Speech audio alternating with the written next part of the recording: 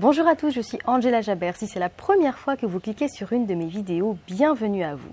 J'accompagne les entrepreneurs qui souhaitent construire un business éthique, florissant et pérenne, porteur d'un vrai sens, qui leur permettra de se démarquer face à la concurrence. Si ce n'est déjà fait, je vous invite à vous abonner à ma chaîne YouTube afin de ne rater aucune de mes prochaines vidéos. Peut-être que vous êtes salarié et que vous avez envie de monter un projet, mais que ce qui vous freine est le manque de temps. Ou peut-être que vous êtes déjà en train de travailler sur un projet, que vous sentez bien que vous arrivez à une limite et que pour que vous puissiez le rendre encore plus grand, il est nécessaire que vous puissiez y passer davantage de temps, que vous puissiez y investir davantage d'énergie, mais vous ne savez pas comment faire. Il y a quelques années, j'ai lu l'ouvrage de Tim Ferriss, La semaine de 4 heures. Comme beaucoup de personnes, cet ouvrage a changé ma propre existence et mon rapport au temps.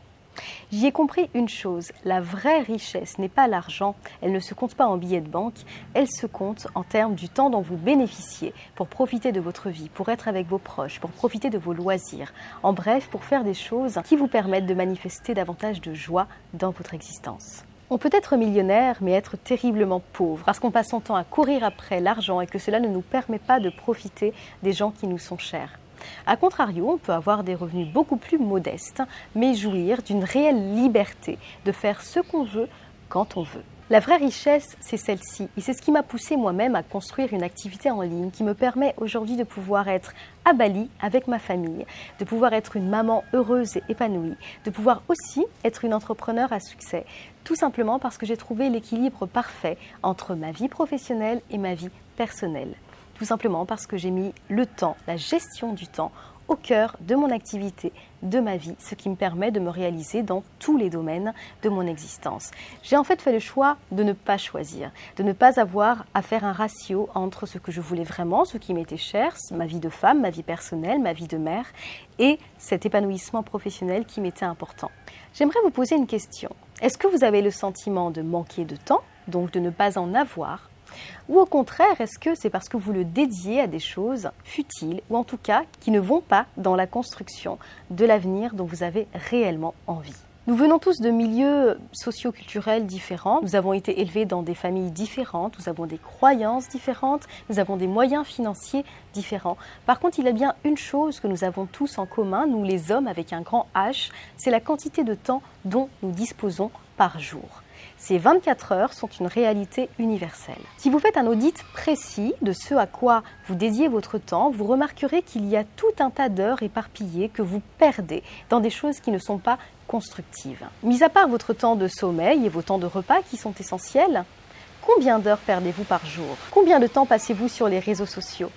Combien de temps passez-vous devant des vidéos ? Combien de temps passez-vous à entretenir vos ruminations intérieures ? Car ça aussi, c'est une vraie perte de temps. La principale objection rencontrée lorsqu'on parle à une personne de son incapacité à bien gérer son temps, c'est « oui, mais tu sais, quand je rentre du travail, je suis fatiguée. Oui, mais regarder des vidéos est ma seule distraction et j'en ai besoin. » Certes, mais j'ai envie de vous poser cette autre question. Qu'est-ce qui est vraiment important pour vous aujourd'hui ?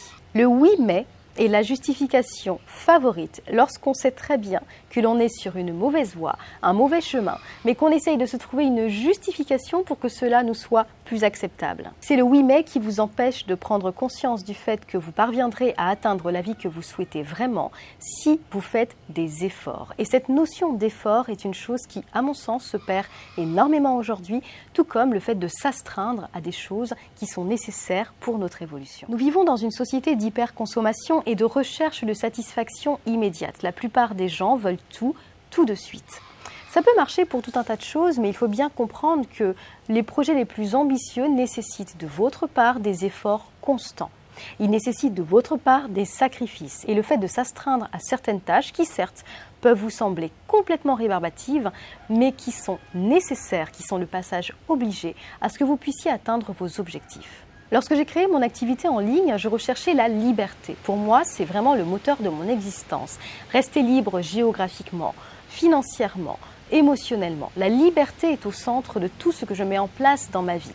Simplement, j'ai vite compris une chose. Si je voulais obtenir les résultats que j'ai pu obtenir aujourd'hui, il fallait que je puisse m'investir à la hauteur des résultats que je voulais obtenir. La différence entre une personne qui réussit et une autre est en fait cet investissement-là, cet effort qui est fourni. Si vous vous contentez de fournir un effort, je dirais, de base, un effort dans lequel vous allez vous dire « c'est très bien, je garde le temps dont j'ai besoin pour regarder mes séries sur Netflix ou pour sortir avec mes amis », eh bien le résultat que vous obtiendrez sera à la hauteur de cet investissement, c'est-à-dire un résultat de base assez moyen. Par contre, si vous êtes prêt à fournir un effort considérable, à mobiliser toute votre énergie pour ce but-là, eh bien seulement à ce moment-là, vous pourrez prétendre à la réussite de vos projets, mais surtout à l'atteinte d'un niveau de résultat qui sera en lien direct avec le niveau d'effort que vous aurez fourni. Je ne compte plus le nombre d'invitations que j'ai refusées, le nombre de soirées auxquelles je ne suis pas allée, le nombre de week-ends que j'ai déclinés.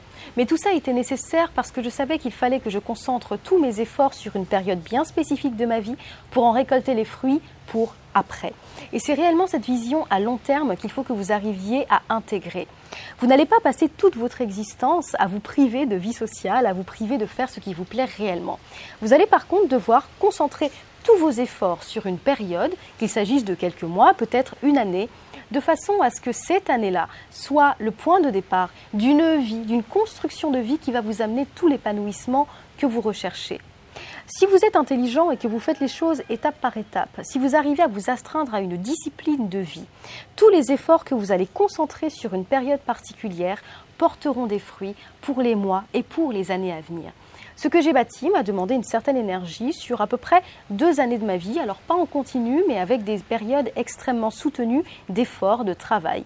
Il m'est arrivé de passer des nuits à travailler, il m'est arrivé d'enchaîner 3-4 semaines où je me levais à 6 heures du matin et je travaillais jusqu'à 23 heures, parce que je savais que tout ce que j'allais produire à ce moment-là allait me permettre par la suite d'être tranquille pendant plusieurs mois. C'est comme ça que j'ai créé des mécanismes de vente efficaces et qu'aujourd'hui, même sans travailler, je parviens toujours à capter une nouvelle audience, je parviens toujours à améliorer mes résultats financiers. Et tous ces efforts de mise en place que j'ai pu mobiliser à un certain moment de ma vie et que je mobilise aujourd'hui à certaines périodes de production lors de mon activité me permettent de vivre cette vie agréable que j'ai choisie à Bali avec ma famille. Ce sont les efforts que vous serez prêts à faire qui vous permettront d'atteindre vos idéaux. Ce n'est pas en fantasmant, ce n'est pas en comptant votre temps que vous allez pouvoir atteindre les résultats les plus élevés. Tout est une question d'investissement. Alors je vous invite à faire un audit de votre temps sur une semaine. Vous pouvez noter tous les temps morts. Ce que j'appelle les temps morts, ce sont des temps qui ne sont pas dédiés à la construction de la vie dont vous avez envie. Ce sont aussi des temps qui ne sont pas dédiés à vos proches parce qu'il est évident que se construire une vie libre, c'est aussi être libre de passer du temps de qualité avec les gens qui nous sont chers, avec les gens que nous aimons. Donc faites cet audit sur une petite semaine. Combien de temps passez-vous sur les réseaux sociaux? Combien de temps passez-vous devant la télé? Combien de temps passez-vous à ne rien faire? Combien de temps passez-vous à faire des choses qui sabotent votre propre potentiel? Et vous pouvez vous répéter cette petite phrase en mantra. Est-ce que ce que je suis en train de faire maintenant sert l'accomplissement de mes projets ou rajoute de la joie à mon existence? Si ce n'est pas le cas, faites autrement, changez les choses. Donnez votre temps à ce qui compte vraiment. Le temps est notre bien le plus précieux. Chaque seconde qui s'écoule est quelque chose que vous ne rattraperez absolument jamais. Il est donc extrêmement important, fondamental, vital de le dédier à des choses constructives, à des choses qui vous font avancer, à des choses qui vous permettent de vous sentir bien. Toutes les distractions perpétuelles auxquelles nous sommes confrontés au quotidien, certes, peuvent être intéressantes, certes, peuvent nous interpeller, mais encore une fois, vous êtes la seule personne qui décide de ce qu'elle fait de son existence et, en l'occurrence, de ce qu'elle fait de son temps. En ce qui concerne la procrastination, elle peut être liée à des autosabotages, mais aussi justement au fait que votre satisfaction immédiate n'est pas comblée. J'ai cette tâche à réaliser, mais je n'en ai pas très envie. Ça ne me réjouit pas, ça ne m'apporte rien, c'est peut-être même un peu contraignant. Alors on repousse, et la tâche reste toujours là, et on peut finalement être complètement débordé ou la faire in extremis lorsqu'on a une échéance à respecter. Mais là encore, je vous invite à vous projeter. Qu'est-ce que le fait de faire cette action maintenant peut vous apporter? Ça peut tout simplement être la liberté d'esprit. le fait de vous sentir libre, de vous être dégagé de cette tâche désagréable. Et ça vaut absolument tout l'or du monde, la légèreté de l'esprit. Et ce sont ces tâches qui paraissent désagréables, qu'il est important que vous mettiez en priorité dans vos listes de choses à faire. Tout simplement parce que lorsque vous les aurez accomplies, vous vous sentirez fier de l'avoir fait et vous pourrez passer à d'autres choses. Il est également important de privilégier vos actions, de cibler les tâches qui sont constructives pour vous. Admettons, vous devez faire de l'administratif pour votre société, vous savez que c'est important pour que les choses soient en règle. Vous devez le faire en priorité parce que c'est la base de votre activité, parce que c'est ce qui vous permet de continuer à diffuser votre message au monde, donc ça doit faire partie réellement de vos premières actions. En gros, faites une liste de toutes les tâches que vous devez accomplir. Faites une liste de celles qui ont un vrai impact dans votre vie pour votre évolution. Et même si elles sont, entre guillemets, rébarbatives, vous devez absolument vous y atteler. C'est une discipline de quelques mois ou peut-être de quelques années selon le projet que vous avez envie de bâtir. Mais sachez bien que vous en récolterez les fruits pour le reste de votre vie. C'est aujourd'hui un choix que je vous propose de faire. Qu'est-ce que je veux vivre et à quel point je suis prêt à m'investir pour ça? Quelle valeur est-ce que j'y porte? Si cela a de la valeur pour vous, si la liberté est une valeur importante pour vous, si le fait d'avoir un business florissant est une valeur importante pour vous, je peux vous assurer que vous trouverez le temps, l'énergie, la force de vous y atteler et de vous astreindre à tout le travail que vous devrez effectuer. Voilà ce que je voulais vous transmettre aujourd'hui. Je vous remercie d'avoir suivi cette vidéo. N'hésitez pas à regarder la description de cette vidéo car vous pourrez ainsi vous inscrire pour recevoir gratuitement un outil qui vous permettra de dépasser vos peurs d'entreprendre, toutes ces peurs que l'on peut nourrir en soi et qui nous laissent dans l'immobilisme et qui nous empêchent donc d'accéder à notre plein potentiel. Ça peut être pour vous l'occasion de commencer à manifester vos rêves. Vous pouvez encore une fois vous abonner à ma chaîne YouTube et me suivre sur Instagram dans mon quotidien d'entrepreneur à Bali. Je vous dis à très bientôt.